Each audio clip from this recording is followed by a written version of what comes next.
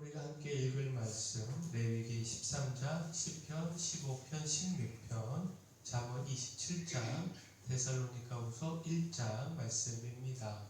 함께 나눌 주제는 공의입니다. 곧 우리는 공의로우신 하나님과 교제하며 힘써 공의를 실천해야 한다라는 겁니다. 시편 15편은 주의 장막, 곧 성산에 머무를 자에 대한 노래인데, 다윗은 주의 장막에 머무를 자에 대하여 하나님을 경외하고 그 은혜 안에서 정직과 공의를 실천하며 진실을 말하며 살아가는 자라고 말하고 있습니다. 시편 15편 1절 2절 말씀 보면, 여호와여 주의 장막에 머무를 자 누구오며 주의 성산에 사는 자 누구오니이까. 정직하게 행하며 공의를 실천하며 그의 마음에 진실을 말하며. 결국 이 말씀은 주의 장막 안에서 주님과 교제하며 그 은혜의 기쁨을 누리는 사람은 힘써 공의를 실천하며 살아가야 함을 가르쳐 주고 있습니다. 하나님의 백성으로 하나님 말씀을 따라 정직하고 진실한 삶, 하나님의 의를 따르는 삶 살아야 합니다. 이것이 마땅합니다. 따라서 또한 우리는 공의의 삶을 위해 작은 모양이라도 죄를 끊어내야 합니다. 이쯤은 괜찮지? 이런 안일한 생각을 버려야 하고요. 죄에 대해서는 철저한 태도로 제거하고 멀리 해야 합니다. 레위기 13장은 나병 확정 규정에 대한 말씀입니다. 나병이 의심이 되는 사람이 있으면 제사장에게 가서 판별받아야 하고, 제사장은 그렇게 찾아온 사람들을 어떻게 판별해야 하는지 그 규정을 전하고 있는 말씀입니다. 곧 나병인 경우와 피부병인 경우를 설명해서 제사장의 판별 기준을 제시하고 있습니다. 레위기 13장 2절 3절 말씀 보면, 만일 사람이 그의 피부에 무엇이 돋거나 뾰루지가 나거나 색점이 생겨서 그의 피부에 나병 같은 것이 생기거든 그를 곧 제사장 아론에게나 그의 아들 중 한 제사장에게로 데리고 갈 것이요, 제사장은 그 피부의 병을 진찰할지니 환부의 털이 휘어졌고 환부가 피부보다 우묵하여졌으면 이는 나병의 환부라. 제사장이 그를 진찰하여 그를 부정하다 할 것이요. 자, 이처럼 제사장은 나병을 진찰하고 판명했고 또 그 사람을 격리시키고 또 진영 밖으로 내보내는 등의 일을 했습니다. 그리고 이렇게 한 것은 나병의 전염성 때문이었습니다. 나병은 공동체 전체를 위험에 빠뜨릴 수 있을 만큼 전염성이 강했습니다. 조금이라도 느슨하게 대처했을 때 나병으로 인하여 수많은 사람들이 전염이 되고 공동체 전체가 혼란에 빠질 수 있었습니다. 따라서 세밀하게 진찰하고 격리하는 등의 철저한 조치를 취하게 한 것입니다. 자, 이런 나병의 모습을 보면서 우리가 죄에 대하여 생각할 수 있지 않겠습니까? 죄는 나병보다 더 큰 전염성을 가지고 있습니다. 한 사람의 작은 죄가 순식간에 공동체 전체를 전염시키고 파멸로 몰아가게 할 수 있습니다. 그저 작은 것에 불과하다고 가볍게 여겨 방관했다가는 돌이킬 수 없는 후회와 고통의 결과를 보게 됩니다. 무엇보다 공의의 하나님은 결코 작은 죄라도 그냥 지나치지 않으십니다. 따라서 죄에 대하여 철저해야 합니다. 죄는 작은 모양이라도 용납하지 말아야 합니다. 하나님은 그 죄를 벌하시는 공의의 하나님이심을 기억하고 작은 모양이라도 그 죄를 끊어내야 합니다.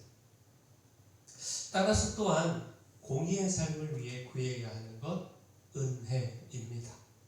곧 공의의 삶 앞에서 연약한 우리, 모든 죄를 다 끊어내지 못하고 죄에 넘어지는 우리를 발견할 수밖에 없고, 따라서 우리가 구해야 하는 것, 은혜라는 겁니다. 공의를 넘어서 은혜를 구하는 삶 살아가야 합니다. 잠언 27장에서 불확실한 미래에 대해 전하는 교훈을 볼 수가 있습니다. 미래란 불확실함으로 미래에 대한 과시는 위험하다라는 겁니다.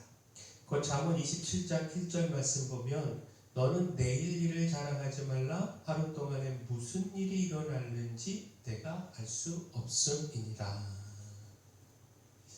자, 한 치 앞도 내다볼 수 없는 것이 우리의 인생입니다. 그 인생이 우리의 뜻과 계획대로 되는 것 결코 아닙니다. 따라서 겸손히 하나님 의지하고 하나님께 맡겨야 합니다. 결국 우리의 미래가 불확실하니 자랑하지 말라라고 하는 이 교훈은 우리 인생에 하나님의 은혜가 필요하다라고 하는 것을 가르치고 있습니다. 우리가 아무리 철저히 내일을 준비한다고 할지라도 뜻하지 않은 일을 겪을 수 있기에 하나님의 은혜가 절대적으로 필요하다라는 겁니다. 내일을 위해 최선을 다하여 준비해야 하지만 또한 겸손히 하나님의 은혜도 구해야 한다라는 겁니다. 자, 우리의 공의의 삶도 마찬가지입니다. 힘써 우리가 공의를 따라 살아간다고 할지라도 그 공의의 삶이 온전할 수 없고 또 그 공의의 삶이 결코 내일을 보장하지 못합니다. 따라서 하나님의 은혜가 필요합니다. 힘써 공의의 삶을 살아가지만 그러나 우리의 연약함을 깨닫고 하나님의 은혜를 구해야 합니다. 내일을 하나님의 은혜에 맡겨야 합니다.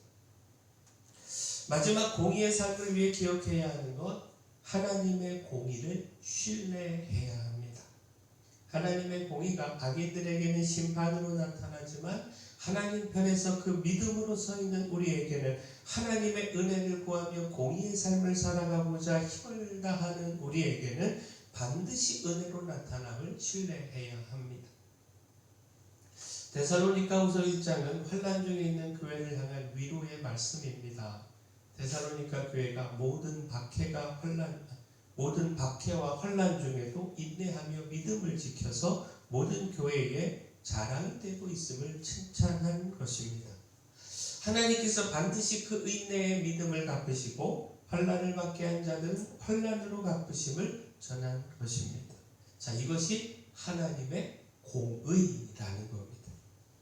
데살로니가후서 1장 6절에서 9절 말씀 보면 너희로 환난을 받게 하는 자들에게는 환난으로 갚으시고 환난을 받는 너희에게는 우리와 함께 안식으로 갚으시는 것이 하나님의 공의시니 주 예수께서 자기의 능력의 천사들과 함께 하늘로부터 불꽃 가운데 나타나실 때에 하나님을 모르는 자들과 우리 주 예수의 복음에 복종하지 않는 자들에게 형벌을 내리시리니 이런 자들은 주의 얼굴과 그의 힘의 영광을 떠나 영원한 멸망의 형벌을 받으리로다.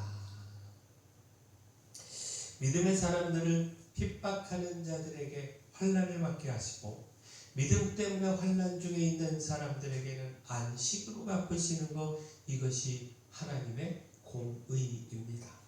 하나님은 반드시 하나님 반대편에 서서 그 믿음을 거부하는 자들은 그 공의로 심판하시고 환난 중에도 하나님 편에서 믿음을 지키는 자들은 반드시 은혜로 갚으십니다.